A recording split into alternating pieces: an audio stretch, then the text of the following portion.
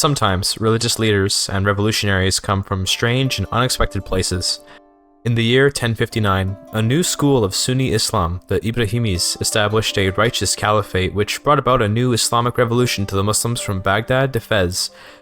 The new Caliph, Yaqub Ibrahimid, has a very special difference from any other Caliph though. Looking at his coat of arms, we see an interesting symbol. The Triskelies of the Celtic and Germanic pagans. It's a crest unfamiliar to the Arab world, and it once belonged to a very famous Viking by the name of Haesteinn.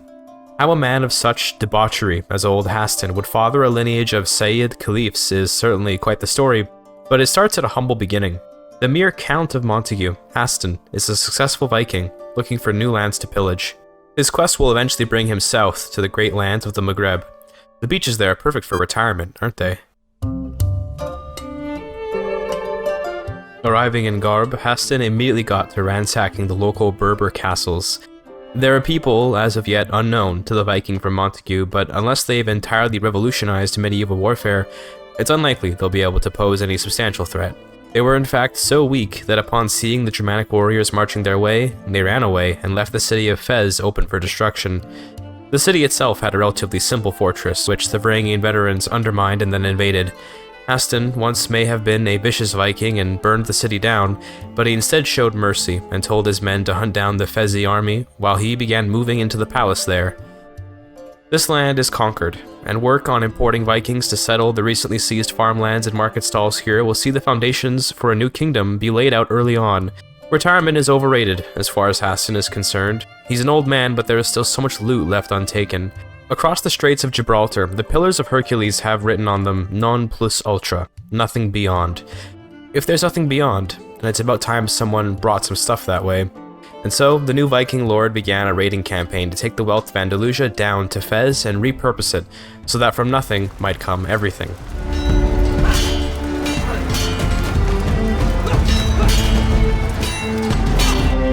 And the people wept, for their great cities fell. The land they had written off returned with a vengeance. The lucky prisoners were pressed into the army, or recruited for the Jarl's entertainment, and the unlucky ones are presented to the gods. The raiders returned home in 873 with the riches of Andalusia in their packs. It was immediately reinvested into the resources for another raid, which would see Haesteinn spreading his scourge across the Mediterranean, which would see the Varangians fill their pockets with Catholic artifacts. In the coffers, Haesteinn grew to love an obscure habit, as old men eventually do. He loved to collect coins from the various places he'd been raiding, and to his collection of Andalusian coins was a trove of Carling Italian and Papal coins. On each of the coins would be written some motto and implanted the face of some king. At dinners, the aging Jarl would pull up his collection of coins and play a game where he'd explain what's on the coin, and get his dinner guests to guess where the coin is from, accompanied of course by the story of how he got it. Of course, for Haesteinn, it's all just fun and games, but his fame would begin to outdo him. He was invited to the East Frankian royal court to tell some tales of his legendary raids from Andalusia. Turns out that, as an enemy of the local Muslims in Iberia, his image had started to improve among the Christians, so he thought. After enjoying the welcome he received, it became increasingly clear that things were off. Most royal dining halls are filled with servants, but this one was suspiciously empty. Suddenly, from the dark corners of the hall came a man with a knife, an expert. This assassin plunged the dagger into Haesteinn and ended his life. Before he died, Haesteinn got a glimpse of a familiar face, Charles the Bald. Only a villain like Charles could so cowardly end a man's life. The Jarl's corpse was kept in Europe, but news of his unfortunate accident reached the Jarldom of Fez, where right away Ragnar, the firstborn of Haesteinn, was coronated. In the north, the Jarldom of Rif was cut away and given to Ragnar's brother, and then, as happens whenever someone dies, life goes on. As a token of revenge, Ragnar organized a raid on the holy site of Canterbury, where his armies vindictively burned down everything they saw and decimated an Anglo-Saxon army. He only returned home because of news that his brother was facing a coup from some upset lords in the Rif.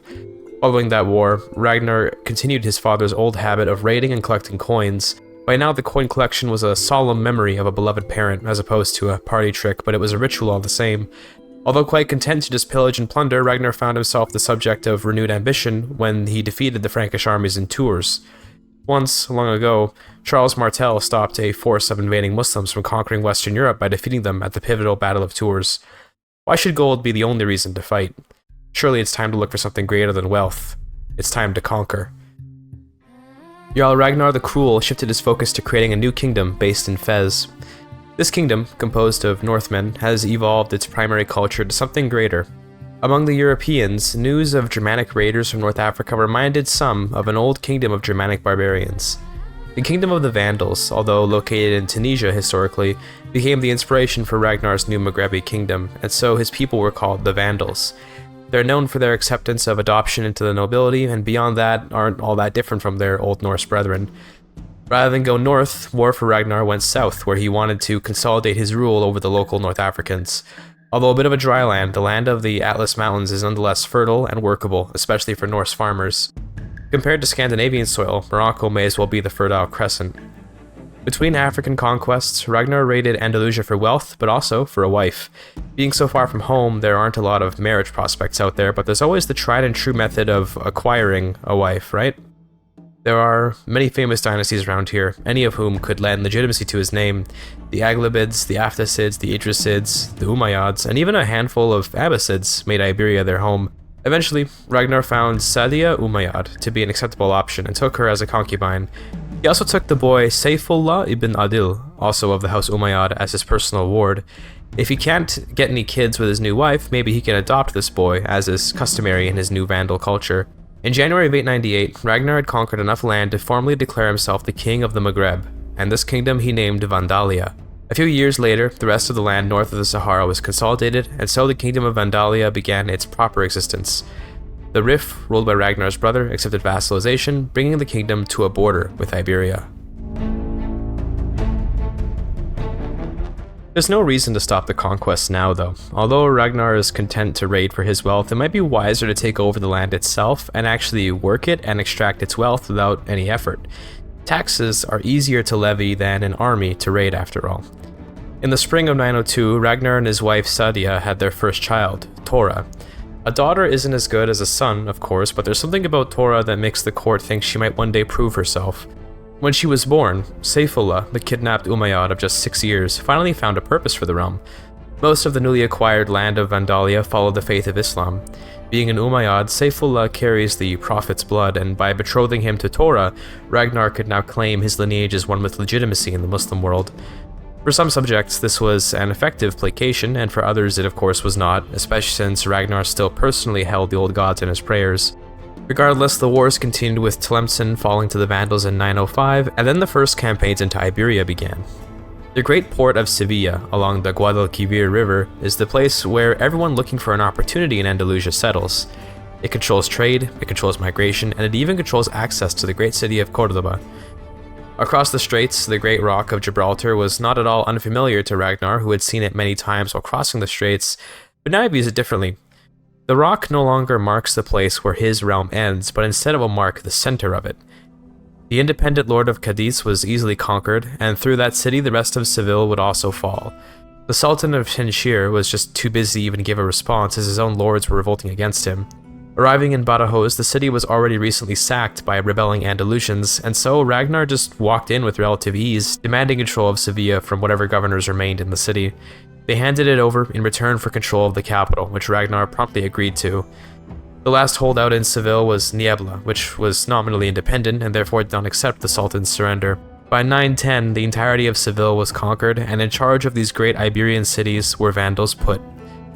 About a year later, Saifullah grew up, and having been raised entirely by Ragnar's court, he's a Vandal, Asatru, and Umayyad, likely the first of his kind. He's also a pretty good steward, and will genuinely serve in Ragnar's court as a useful administrator. As well, the two have become friends, thanks to Ragnar's kind upbringing of the boy. Sure, he murdered the kid's mother, burned down his home, kidnapped him, and forced him into a political marriage, but through what some might call indoctrination, Saifullah grew to understand and accept all of his adoptive father's decisions. Speaking of political marriage, the Vandal Umayyad's wife-to-be, Tora, is almost 10 years old, and she's quite the lady already. She's a vengeful and rowdy little girl who somehow really has a grasp on desert warfare. Anyway, not looking to lose his momentum, Ragnar continued the war against the Sultanate of Shenshir, looking to conquer up to the Tagus River and to remove Sultan Katan from the city of Badajoz itself. As could only be expected, Ragnar won and conquered a vast swath of Iberia for himself. The vassals that he put in charge, he ordered to begin settling the areas with Vandals, so that the land there would be more loyal. It's unlikely, without a significant change in his administration, that Ragnar could ever earn the loyalty of his Muslim subjects, so he's better off displacing them, most likely. As part of the reward for his new conquests, Ragnar also was allowed access to the Great Mosque of Cordoba, which he swore not to sack for knowledge that it would probably see the entire Muslim world seek his destruction. He instead just wanted to go inside and see its beautiful architecture. He learned quite a bit about the history of this new country before packing up and heading home. Finally, Tora as well finished her education and formally married Saifullah. She's a relatively average lady with lots of experience in military matters, which is unusual for a woman in this time. Her marriage to an Umayyad makes her invaluable to Ragnar, who wants to exalt her yet further by giving her a place on the battlefield. Unfortunately, Tora is as of yet too unskilled to reasonably be put on the field. Rather than accept that, Ragnar ordered a weapon to be commissioned, which he'll personally grant to Tora, so she might be powerful enough to join the army. Regardless of his dynastic plans, Ragnar's administrative responsibilities resumed, and he eagerly awaited his new weapon. To further connect with his subjects, Ragnar took a trip across Iberia to see the various power holders of the land, and he mostly focused on cultural festivals to help pacify the Andalusians. While still on tour, word of the new mace's completion reached Ragnar, and he had it delivered immediately. He named it the Vandalizer, before granting it to his daughter Tora. With her newfound weapon, she was allowed into the army as a champion. She represents the martial power of the Vandals, and through her husband, the righteous legitimacy of a lineage meant to rule in Iberia. To pair with her new mace, Haesteinn also had a legendary armor set forged for her, which saw Tora elevated to be among the greatest champions ever known in Europe. Anyway, she became special enough that I brought in my partner, who plays The Sims in their free time, to dress up and enhance Tora.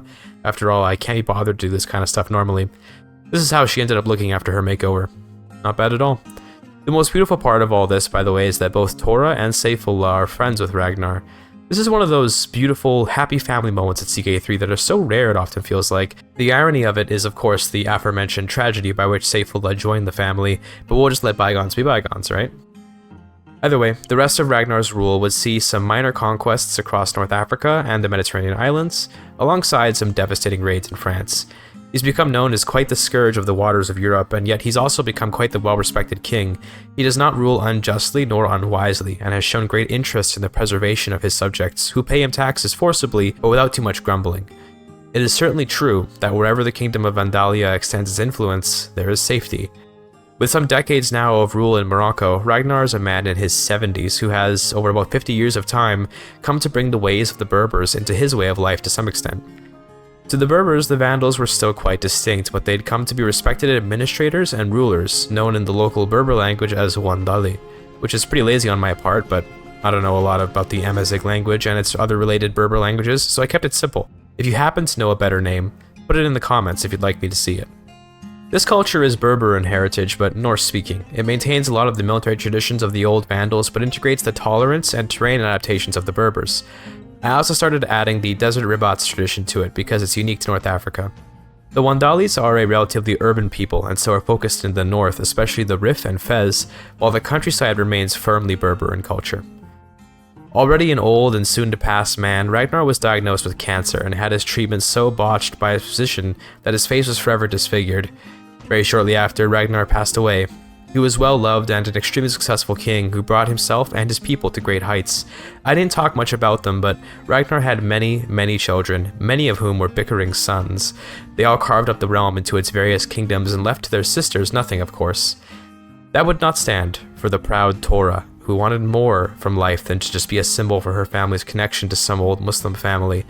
She and Saifullah struck out on their own, ready to make names for themselves. She's known in the realm as the Konungsdatter for her boldness. An important symbol to the Haesteinning family, Tora was not harmed during the succession, and she was allowed by her brother to strike out on her own destiny, to bring glory to the family name, as long as she stayed married to Saifullah and ensured the legitimacy of her line. They're all depending on her marriage as a means of legitimacy in their own kingdoms. Looking at the various new kingdoms, Solvi rules Vandalia as a relatively skillful martial king, Al-Andalus went to the more administratively minded Ofeich, and Shenshir and Tehert were both given to the minor children Asbjorn and Ragnar II, respectively. Anyway, Tora began her work as a landless adventurer. She'll need money and prestige to assemble more support, but she's as of yet uncertain of what she wants to do with herself. She could try and replace one of her brothers and claim a kingdom for herself. Maybe the winds of ambition will sweep her up into a new path sometime soon, though. It was joyous news for all that she became pregnant in August of 932. This child will be a truly legitimate heir to both the Umayyad and Haesteinning lineages. Or rather, I should say, these children. Tora gave birth to twins, Ibrahim and Vigdis, who will both be raised with love and care by their parents. Tora continued her work in the Haesteinning succession kingdoms where she would keep a close eye on her children, but it turns out her focus on her children left her with a blind spot. In June of 933, Saifullah was murdered, seemingly randomly by one of the camp followers, Imel. He's a Zaidi, and after some hours of torture, the bastard revealed that he was tasked with ending the Umayyad lineage for their sins against humanity during their caliphate. In a rage, Tora, who loved her husband, had Imel executed in the name of the old gods. She'll have to raise her children on her own now. Yet, life just wasn't the same without her dear husband. Tora did not enter a depression by any means given her dedication to life with her children, but she was less enthusiastic about her freedom. She told herself that she'd gain some money, buy some land in one of her brother's kingdoms, and settle in to raise her children in peace. Whoever she chooses will likely try and exploit her Sayyid children to prove their legitimacy, but as long as they don't harm them, that would be fine with her. Sometimes, though, the gods can have a strange sense of humor. On the way back from a job in Malagon, Tora took a shortcut through Al-Arcos, where she and her entourage were accosted by some Andalusian bandits. Tora, trusting in her own skills, stood with her men to fight, but somehow, she was caught off guard by the agile caballeros of the Iberian plains who pierced her armor with a spear. Before bleeding out, Tora managed to finish the battle, saving her children and her followers from certain death, but dooming her twins to orphanhood. Whatever plans the great Tora had in mind, they're over now, and it falls to her loyal followers to figure out what to do with the twins Ibrahim and Vigdis. Little Ibrahim holds the weight of a great lineage, which he shares with his twin sister. One might worry that his mother's followers won't stand by him, and to some extent, they probably won't, but not without exerting some influence over him first. Tahira Ismailid, a local Andalusian Muslim, took Ibrahim as a ward and began instilling in him a more Andalusian Muslim culture, with the hopes of maybe propping up this boy as a catalyst to make his uncles embrace Islam and rule righteously. Tahira would pass away from the plague a few years later though, and be replaced by Farida Muqaddid, who is a Mashriqi Muslim. A minor difference, but she's a follower of Ash'ari Islam as opposed to Muwalladi Islam. Both are Sunni, but one has a much stronger connection to the greater Abbasid Caliphate of the East than the other. To the south, some usurper, Aliya bint Akbar, has taken the kingdom of Wandalia from Solvi, which has seen the center of Wandali power collapse. The kingdom of Tehert collapsed on its own a while ago, and now only Shenshir and Al-Andalus stand as centers of Wandali power. Nonetheless, increasingly Ibrahim is being led by his Muslim tutors to leave behind the politics of his family. After all, most of them will see him as a simple claimant and a threat, will they not? Looking for new lands to go to, Ibrahim was informed of the chaos much of the world is in. In the far northeast, a great pagan empire called Russia, ruled by a Biarmian forest pagan, was moving into Europe and destroying kingdoms like they're nothing. It's clear that that direction would not be wise for Ibrahim to pursue, but he was encouraged to visit Italy so he might be able to get a ship to Arabia. For whatever reason, his tutor, Farida the Mashriqi, wants to bring him east, where she tells the boy tales of his patrilineal lineage. He's an Umayyad, and he has a birthright to a great Arabian empire overseas. Despite trying to avoid the warpath of Russia, the warpath came to Ibrahim when Italy fell. It turns out that the great warlord of the East is just too busy to really care about whoever some random Sayyid kid is, so things turned out okay, but the urgency to escape East only increased with this new development. Oh, check it out. The AI ended the Iberian struggle in 943. Shame I left the area because they did the status quo ending, which divides up Iberia into a bunch of tiny empires. Anyway, Ibrahim began a trip to Constantinople a few years later in 947 after assembling enough money and men to consider making moves into Arabia. He's old enough now to have something of a will of his own, and thanks to his upbringing, he's adopted Mashriqi culture and Ash'ari Islam. In 949, he came of age, becoming a relatively average adult in terms of talent, but he's got a lot of pressure to take his lineage a long way. Naturally, being so far away from his other family members, Ibrahim created a new cadet branch, which he called the House Ibrahimid. Quartering his coat of arms, he kept the traditional look of his great-grandfather Haestein's dynasty, but added a Muslim motif via a series of crescents and stars. After working for the Greeks for some time as a successful mercenary, Ibrahim finally assembled enough money and men to feel comfortable moving east. The Arabian Empire and its surrounding regions have been in turmoil since the Caliphate withdrew from Persia. He'll start planting his roots in Syria, doing more work while keeping an eye out for an opportunity to land himself. Also, the Russian emperor died, splitting his empire into 3 pieces. We'll see how the Byarmi and Ukanusko empires influence Europe, if even at all, but it's certainly a sigh of relief to see that empire collapse. Now that he's got something of an army, Ibrahim took on more and more mercenary work in Syria. The total collapse of the Abbasid Empire has led to enough chaos that mercenary work is in constant demand. In terms of the best way to gain power for himself, Ibrahim considered going the route of the people. Turks and Iranians are mostly in power here in Arabia, and as a Mashriqi man himself, the mercenary lord could try and fight to free his Arab compatriots. To earn the people's love, he'll go on a Hajj and show his dedication to Islam, while also spreading word of his intention to bring about a proper Arab-controlled realm, which would free his land from its conquerors. He shaved his head in Mecca and passed through Baghdad on the way back to Syria. Thanks to his chivalrous deeds across Greece and Arabia, and thanks to his piety while visiting Mecca, Ibrahim became known as a true knight of valor. The knight-errant who wandered in search of virtue has found it among his people. Now he's really riling up the people of Aleppo to rise up and fight, but he promised to return soon, for he was not yet ready for war. Ibrahim eventually moved his camp to Baghdad, where he found lots more work to get the last bit of power he'd need before taking on the Turks of Aleppo. Finally, in the summer of 972, everything was ready. Ibrahim returned to Aleppo, celebrated by the people there for his work to fight off the non-Arab invaders. The Mashriqi separatist uprising is here, and Sultan Ramazan of the Uzkan Sultanate will be removed from power in the Levant. Although by pure numbers, Ibrahim has a pretty weak army in comparison to his enemy, he has the advantage of a busy opponent and a small war goal to bring him victory. The fortresses in and around Aleppo were easy to siege down, and with their occupation came a continuously ticking war score, followed by yet more sieges in the east. In just 2 years of war, Ibrahim held Aleppo long enough that he could declare victory, and so he became the Lord of Aleppo, with a fractured Syria ready to unite. The Lord of the Levant is here, and he's ready to restore righteous Muslim rule to Arabia.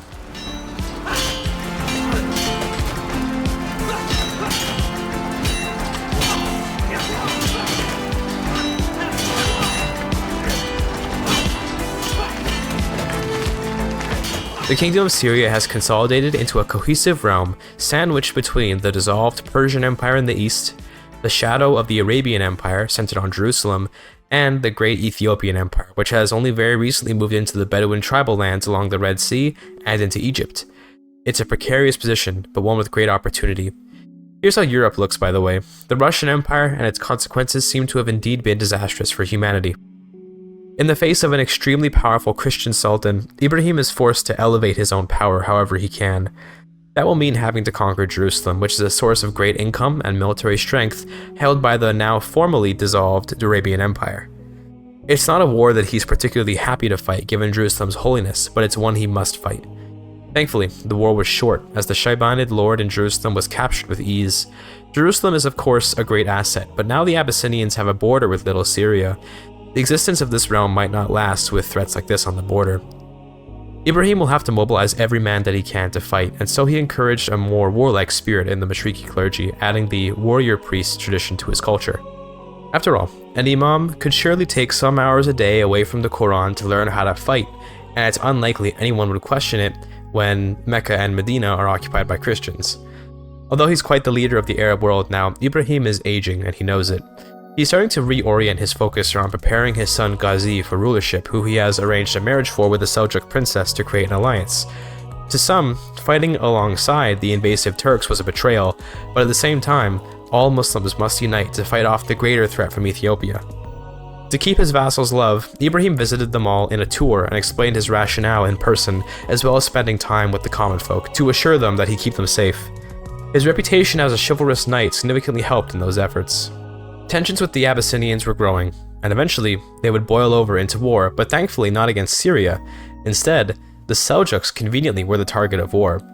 Obviously, Ibrahim joined the war, ready to try and defeat the Copts of Africa. The hope is to capture and execute the Sultan so that his conquests might come to an end. The reason these conquerors are so immensely powerful, by the way, is that by random chance, many of them are scourges of God. I have on the game rule that makes 5% of conquerors become scourges of God, but sometimes it feels like it's more than 5%. Regardless, the AI isn't super smart, so there's an entirely split up Abyssinian army in Alamut, where Ibrahim defeated a small army and then stayed in Alamut to defend against the trickle of reinforcements. Each army was slaughtered due to their lack of critical mass. I genuinely don't know why the AI wanted to just throw away all those men, but they did, and that was cool, I guess. It's especially cool because I've got making a killing, which gives me gold for each dead enemy. After sending the invaders packing and relieving the fortress of Tabaristan, the war came to an end with a Seljuk victory. They earned themselves a massive war operation, putting Abyssinia in massive debt. Inspired by the great victory in Iran, Ibrahim founded a holy order in Ar-Ramla called the Warriors of the Hadith, which was for some reason mostly composed of cataphracts. Not that I'm complaining. They'll be put to work immediately in a war to reclaim all of Arabia. The great cities of Mecca and Medina being ruled by Christians is an entirely untenable existence. Quickly, the Christians put troops in Gaza, looking to grab a fortress and demoralize the Syrians, but they were chased away by Ibrahim's forces to Farama, where they put up a valiant defense, but were defeated. Perhaps the motivations of the Abyssinians were not to just bring a fortress under their control, though, as conveniently, plague began in Gaza shortly after the Christians' arrival there. Maybe it's just their poor hygiene and not an intentional infection that caused this. Regardless, they'll pay for spreading their pestilence. In the second battle of Al-Humayma, the Sultan was captured, which could have ended the war, but instead, he was immediately executed after a trial found him guilty of crimes against humanity for his plague spreading. Being the knight-errant, Ibrahim found it important to give the man a trial, even if its outcome was more or less predetermined. Abyssinia remained a powerful and large empire, but it was a shadow of its former self without its great ruler. After a few more sieges in the Sinai Peninsula, Arabia was reconquered, and the holiest cities were returned to their rightful custodians.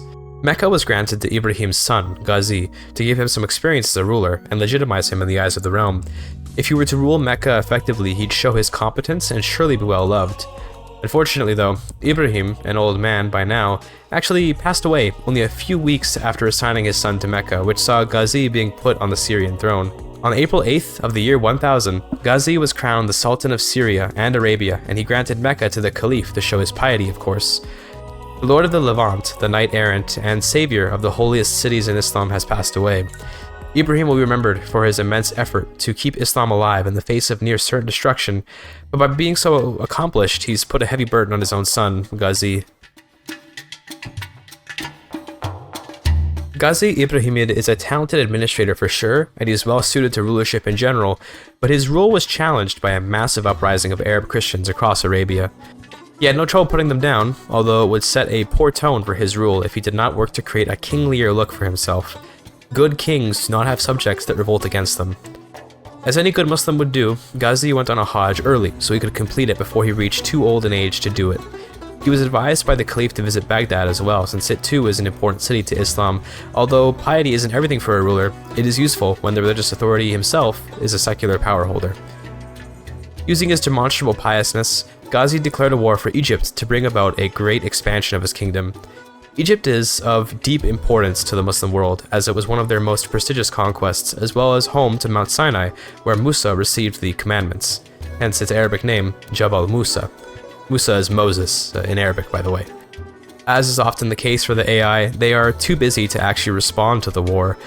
After 4 years of war, with only minor battles occurring, most of the Nile Delta was occupied, alongside Cairo, and so the war ended with a Muslim victory. It seems that across the board, Muslims have been making great victories, as even in Europe, the Al-Akids have conquered as far as Germany. The chaos left by the collapsed Russian Empire saw weakness for Europe, which the Ibadi North Africans pounced on. Checking in on the houses of the Haesteinning dynasty, we see that most houses have maintained their belief in the old gods, but culturally have largely adopted their local cultures, like Amazus of Shenshir. Well, what remains of Shenshir anyway. The Wandali people have become the dominant culture of Morocco despite being ruled over by Bouter Berbers, but only the original Haesteinning house still holds to the Wandali culture. It was while looking over all those documents and reports that Ghazi lost in focus. Didn't realize that his home was on fire. He has to break out of his home lest he suffocate. Somehow, he found a way out and his life was spared, but it was certainly a scary moment. A dead sultan would be inopportune at this time. Despite a great plague ravaging Egypt and Jerusalem, Ghazi formally crowned himself the Malik al-Muazzam of Arabia, realizing that he can't put it off for fear of dying in another fire. As Arabian emperor, he's already done enough to put his name into the history books for good, as there hasn't been a strong, united, and righteous empire in some time.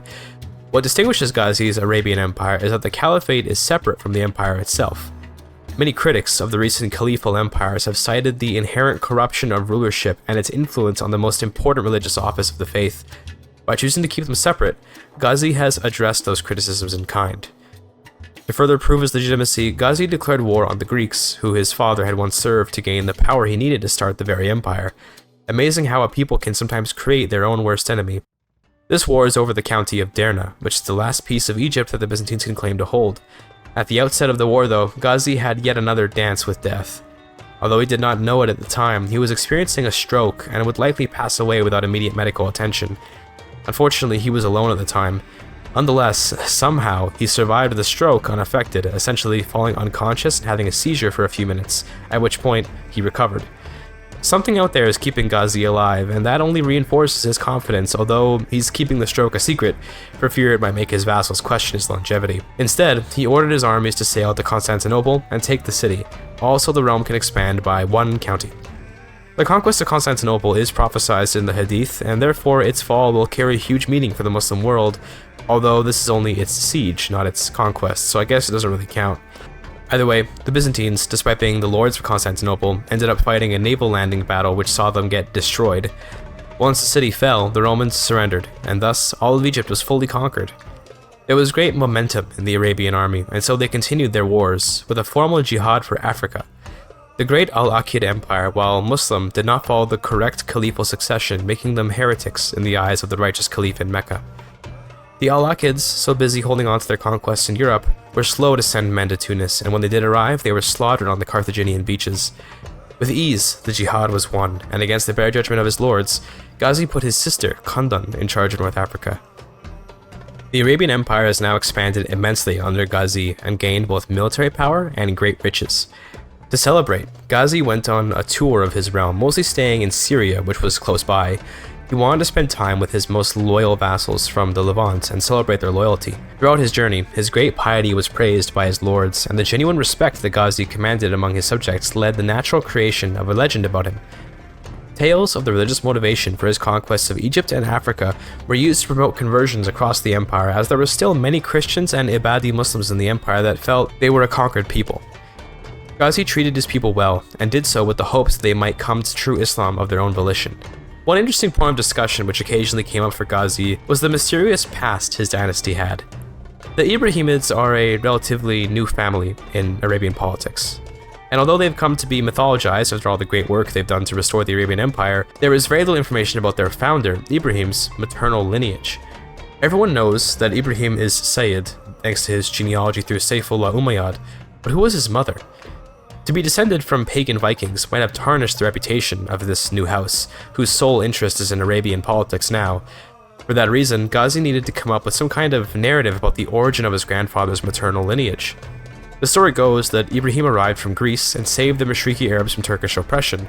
He arrived with no parents, but bearing a strange banner quartered with a crescent and a star. Had Ibrahim not acted as, more or less, a savior of the Arab people, there likely would have been a lot more questions regarding that clearly pagan symbol on his banner. Ghazi, a man of great respect and love in his empire, made the decision to reveal his family chronicles. Up to now, it was not known that he was the descendant of pagans, and that Saifullah, a true Umayyad, indeed professed faith in the old gods before his death. This unfortunate lineage was turned around, though, to note how the true path of Islam was what guided Ibrahim to greatness. Notice how his parents both died prematurely. The poor boy was orphaned at the age of 2.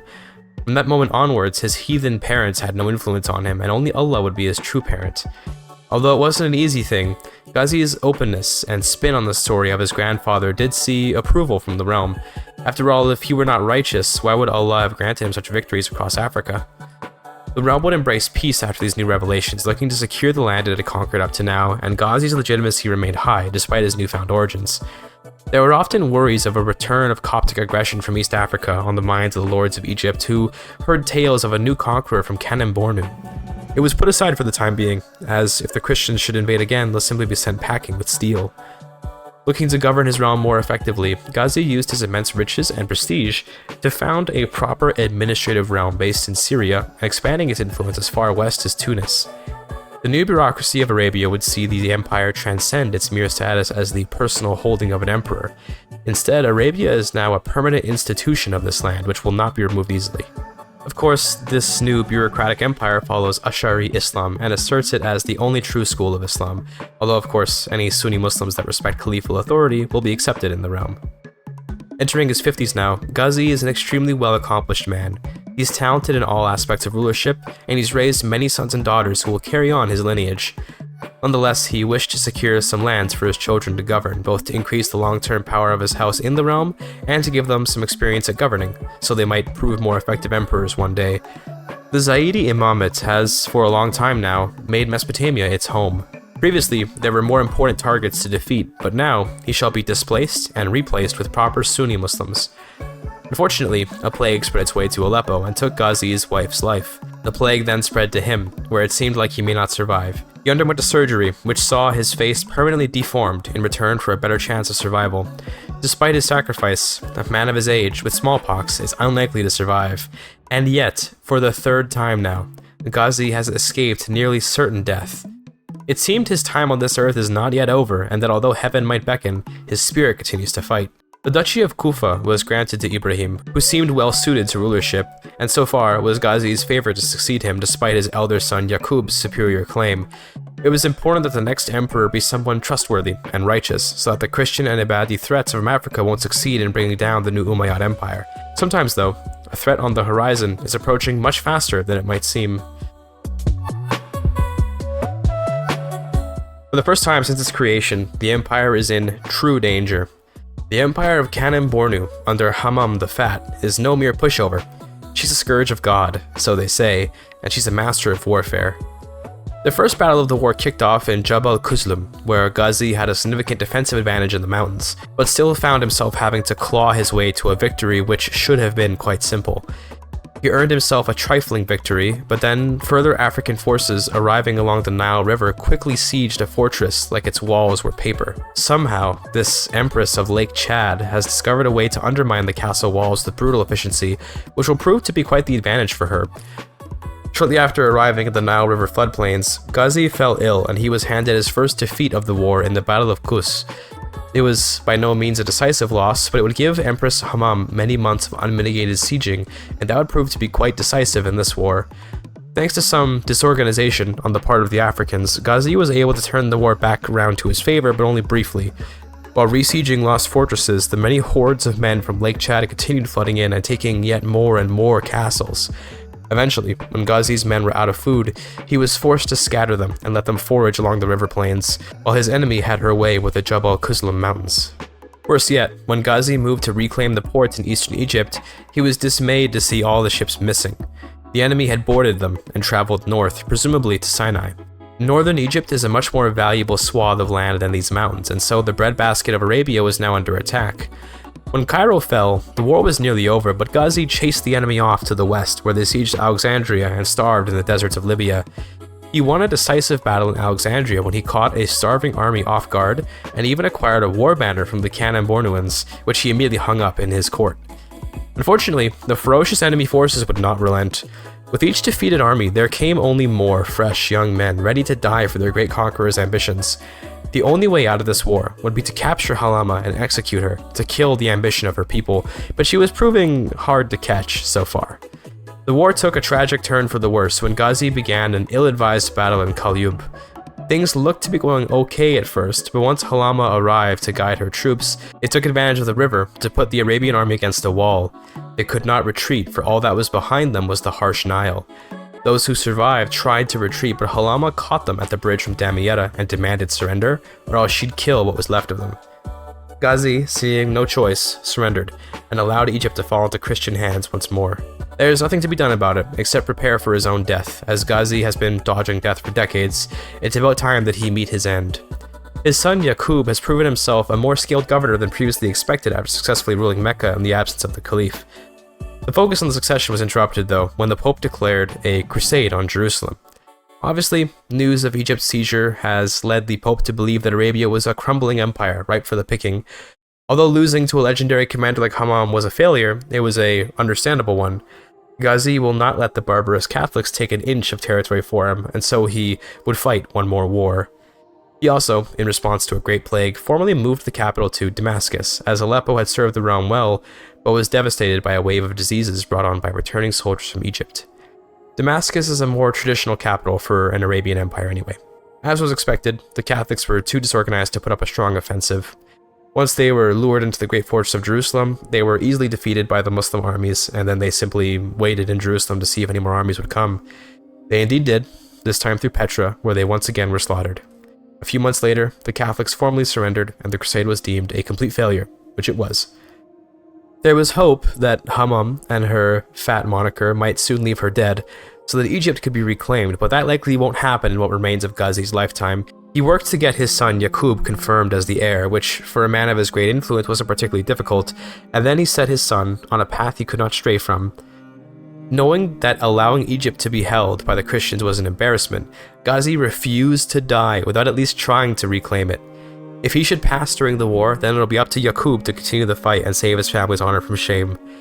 A war for Egypt began in April of 1048, where every fortress up to Cairo was quickly felled.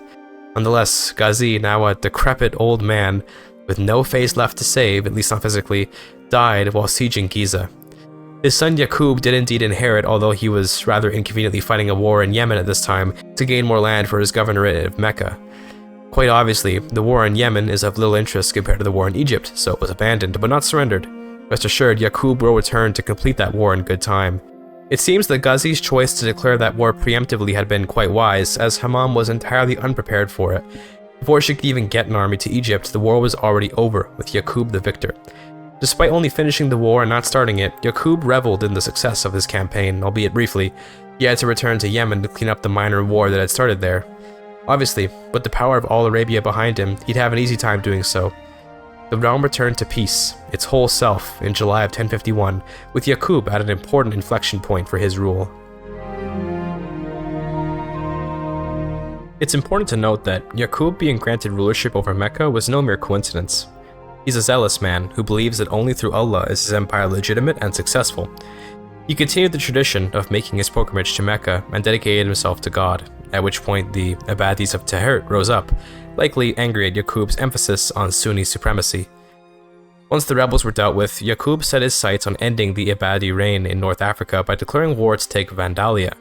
That's right, we brought this thing full circle, as the consequences of a scorned daughter have come back to the region, although at a point far beyond the lifetimes of those who inflicted it. Torah, and her choice to make her own way in life, has resulted in a renewed Arabian Empire under a descendant of the Umayyads, but the empire is not yet complete. In a short 16 months, the Maghreb was fully conquered, and the local Wandali people were subjugated under a righteous caliphate. Well, a righteous empire with a caliph in it, anyway. Yaqub is already in his 50s, as he came to power at a relatively old age, but if anything, that was to his benefit. He was already an experienced ruler by the time he came to power, which kept his vassals in line. There was a controversy going on in the realm, though. You see, Caliph Isa II, the Terrible, as he's known, is a fornicator, and widely considered to be something of a sinner in the Muslim world. To have such a righteous emperor, but a sinful caliph is a shame, really. But how can Yaqub act against his religious leader? Is it not Allah's place to judge any man for his sins? The two men are friends and have often talked about these issues. Yaqub just wants his caliph to shape up, but the caliph insists that he's done with sin. Unfortunately, the caliph is not so good at keeping this pledge up. The caliph had his title stripped of him, and for the first time, the caliphate was dissolved. It was a shocking move from the emperor, but he made it clear that this was only because the current caliph is beyond saving. Despite their friendship, and despite his efforts to help him, Yaqub would rather there be no caliph than that one bring shame on the Ummah. For a brief period, there was no caliph at all, but quickly, the people clamored for a new one. They weren't particularly picky, but they wanted anyone to be caliph. Some were even saying Yaqub would be a good choice. It would be a true return to tradition to make the emperor the caliph. These demands coincided nicely with the completion of a legend about Ghazi's piety, which would help solidify Yaqub's own piety. That all being said, Yaqub had his own ideas about the future of Sunni Islam. He became disillusioned with the corruptible Ash'ari school, and the others are too irrelevant to consider. Instead, Yaqub founded his own school of Islam, which he named after his grandfather Ibrahim. The Ibrahimi school is not too different from Ash'ari, but it focuses on the externality of jihad, fighting to keep the faith pure and to bring enlightenment to those who willingly sit in the darkness. Ibrahimi Sunni Islam is fundamentalist and unrelenting in its fervor to destroy the unrighteous. Naturally, Yaqub would be the first caliph as a legitimate descendant of the Umayyads and therefore of the Prophet himself.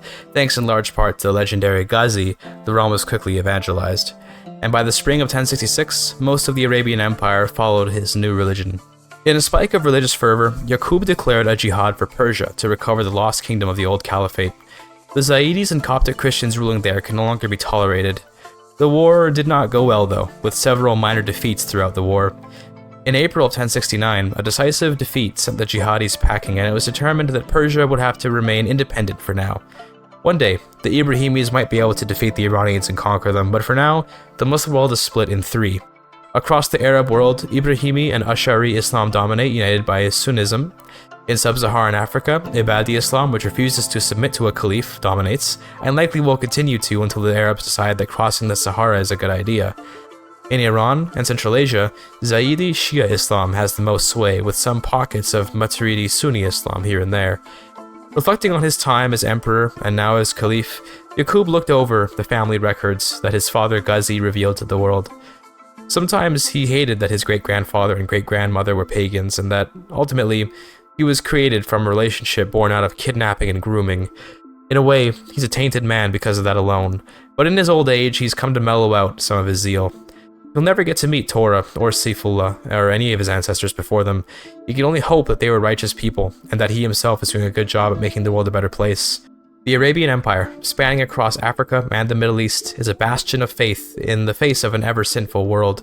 It's not perfect, as nothing is, but the Ibrahimid family, as a continuation of the Umayyads, has indeed restored their glory. As emperor, Yaqub minted some coins, featuring his family motto, and some phrases from the Quran on either side. It would be idolatrous to put himself on the coin, of course. Somehow, these metal circles felt meaningful to him, and he kept one for himself, which would be the beginning of his own personal caliphal collection. After all, every old man needs an obscure hobby. Thank you for your time.